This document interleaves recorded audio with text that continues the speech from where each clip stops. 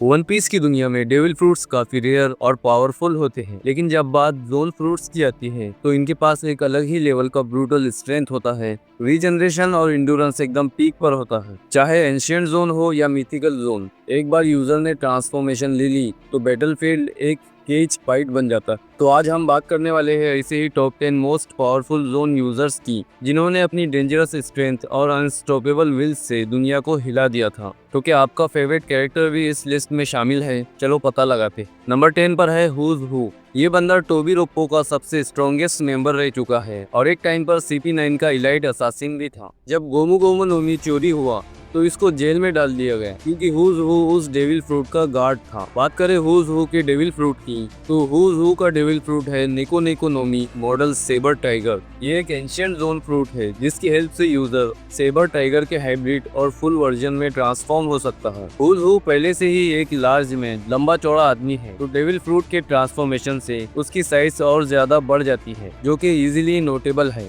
इसके ट्रांसफॉर्मेशन में whose who co मिलते हैं 2 कर्व फैंग्स उसके अपर जॉ में, जो कि बहुत खतरनाक और नोकीले होते हैं। वैसे तो एक डेमन फिशमैन कराटे पंच ने इसका गेम ओवर कर दिया था, लेकिन फिर भी हुज हु के पास super speed, high level combat skills और असासिन इंस्टिंक्ट्स है, जिसकी वजह से हम उसको स्ट्रॉन्गेस्ट कैरेक्टर में से एक बोल सकते हैं। नंबर 9 पर है जैक दी ड्रॉट। तो जैक एक जायंट ग्रुपर फिशमैन है और काइडो की 3 कैलेमिटीज का एक टेरिफाइंग मेंबर है। जैक के पास है एंशिएंट जोन ज़ो नोमी मॉडल मेमथ, जिसकी हेल्प से जैक हाइब्रिड और फुल मेमथ में ट्रांसफॉर्म हो सकता है। एंशिएंट जोन होने की वजह से जैक को नॉर्मल जोन से ज्यादा स्ट्रेंथ मिलती है और ड्यूरेबिलिटी भी पीक पर होती है। फुल ट्रांसफॉर्मेशन के बाद जैक अपने ट्रंक से बिल्डिंग्स तक को गिरा देता था। मेमथ फॉर्म में जैक एक लिटरल वॉकिंग टैंक बन जाता है। उसकी ड्यूरेबिलिटी इंसेन होती है। इस बंदे ने 10 दिन तक मिंक्स के साथ नॉन स्टॉप फाइट की थी और फिर भी जिंदा रहा, लेकिन जब जुनिशा ने एक स्लैप मारा तो बेचारा जैक एक सेकंड में पानी पानी हो गया।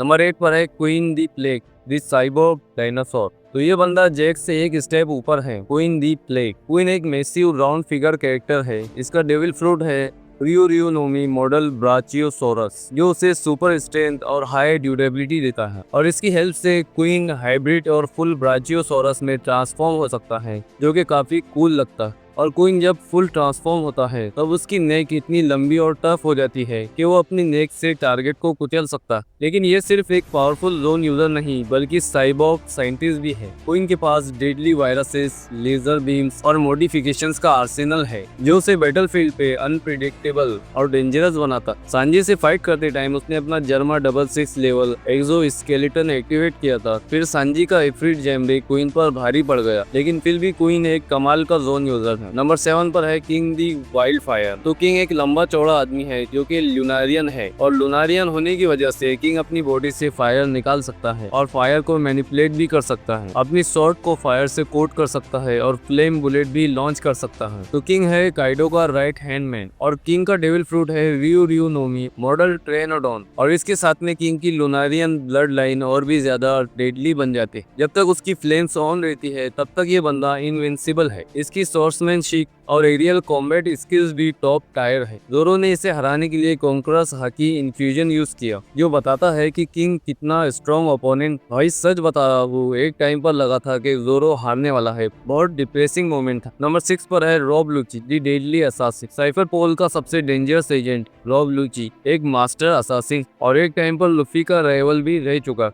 असल में लुफी इसका राइवल। तो इसके पास है नेको नेको नोमी मॉडल लेपर्ड, जो लूची को इनहेंस्ड स्पीड, स्ट्रेंथ और ब्रूटैलिटी देता है, और इसकी हेल्प से लूची हाइब्रिड और फुल लेपर्ड में ट्रांसफॉर्म हो सकता है। इसलिए लूची को लेपर्ड ह्यूमन भी कहते हैं, क्योंकि इस फॉर्म में लूची एक्चुअल लेपर्ड से भी ज्यादा स्ट्रॉन्ग हो जाता। क्योंकि वाटर 7 में लूची ने लूफी और जोरो को जो पीटा था, मेरा तो दिल ही टूट गया। लेकिन जब से उसका अवेकनिंग एक्टिवेट हुआ है तब से वो और भी टेरिफाइंग हो गया। अब उसकी बॉडी और भी फ्लेक्सिबल हो गई है और वो बैटलफील्ड में एक अनस्टॉपेबल फोर्स बन गया है। नंबर 5 पर है यामाटो दी आइस गार्डियन वुल्फ। तो यामाटो काइडो की बेटी है, जो खुद को आदमी समझती है और ओडिन से बहुत ज्यादा इंस्पायर्ड है, और यामाटो ने खुद का नाम भी ओडिन रख लिया है। यामाटो के पास एक मिथिकल जोन डेविल फ्रूट है जिसका नाम है इनो इनो नोमी मॉडल ओकोची नो मकामी। और ये डेविल फ्रूट उसको एक लेजेंडरी गार्डियन वुल्फ में ट्रांसफॉर्म करता है जो फ्रीजिंग पावर्स भी यूज कर सकता। तो यामाटो के ट्रांसफॉर्मेशन में भी ग्रेट स्ट्रेंथ मिलती है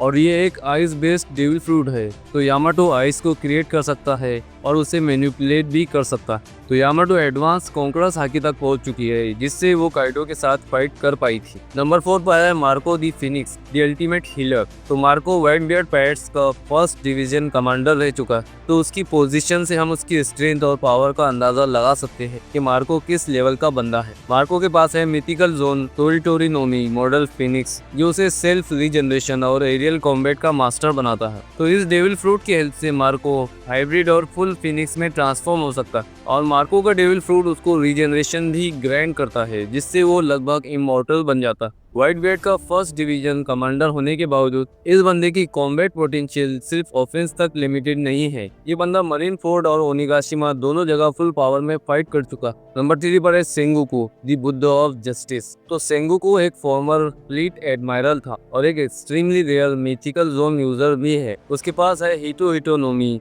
मॉडल दाइबुत्सु जो उसे गोल्डन बुद्ध में ट्रांसफॉर्म होने की पावर देता है। इस फॉर्म में उसकी फिजिकल स्ट्रेंथ इंसेन हो जाती है और वो शॉक वेव्स क्रिएट कर सकता है। मरीन कोड वॉर में उसने ब्लैक बियर्ड पायरेट्स को सोलो टेक डाउन कर दिया था। सेंगोकू की बहुत सारी ट्रांसफॉर्मेशन है जैसे जैंड गोल्डन बुद्ध फॉर्म। जब सेंगोकू अपने जोल फ्रूट को एक्टिवेट करता है तो एक मैसिव गोल्डन बुद्ध में ट्रांसफॉर्म हो जाता है। इसके बाद है शॉक वेव अटैक। सेंगोकू का सबसे डेंजरस अटैक है शॉक वेव एनर्जी ब्लास्ट। तो Sengoku hockey infused shock waves को जनरेट कर सकता है जो लॉन्ग रेंज और एरिया वाइड डैमेज कर सकते हैं। मरीन फोर्ड वॉर में उसने ब्लैक बियर्ड पायरेट्स के against shock wave attack use किया था जिससे पूरे बैटलफील्ड में डिस्ट्रक्शन हो गया था। इसके बाद है ड्यूरेबिलिटी और एंड्योरेंस। तो mythical zone fruits usually extra abilities देते हैं और दाइबुत्सु फॉर्म में सेंगोकू की ड्यूरेबिलिटी नॉर्मल लोगिया और पैरामेशिया यूजर से भी ज्यादा होती। नंबर 2 पर है Kaido the king of peace. तो काइडो के पास एक mythical zone type devil fruit है जिसका नाम है उओ नोमी मॉडल सीरियो।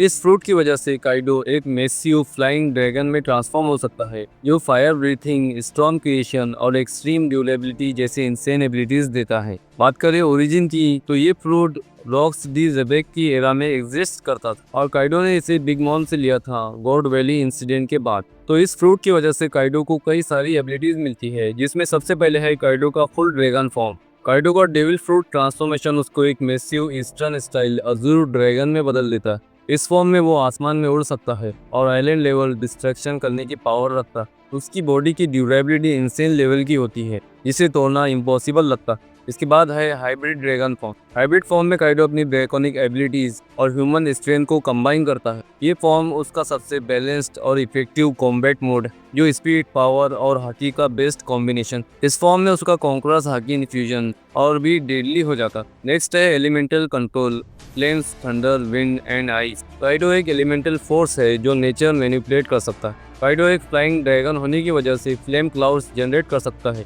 जो उसको हवा में उड़ने और ओनिगाशिमा जैसे पूरे आइलैंड को उठाने की पावर देता।